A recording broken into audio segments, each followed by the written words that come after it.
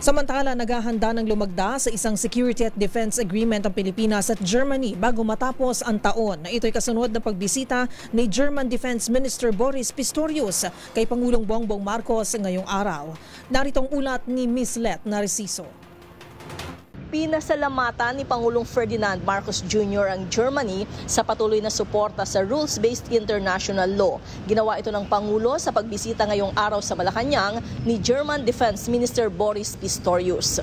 We are grateful to Germany for continuing to support rules-based international law that we all are providing.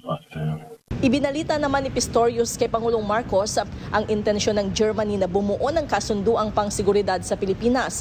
Ayon sa German official, target nilang mapirmahan ang defense agreement bago matapos ang taon. Binigyang diin ito ang kahalagahan na manatili ang kapayapaan at katatagan sa rehiyon para lumago ang economic activities.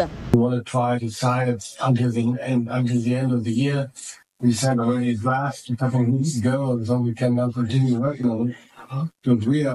Dumating ang German Defense Chief sa Pilipinas nitong weekend at una nang nakipagpulong sa kanyang counterpart na si Defense Secretary Gilberto Teodoro Jr. Para sa MBC TV Network News, ito si Let Narciso, una sa Pilipinas, una sa Pilipino.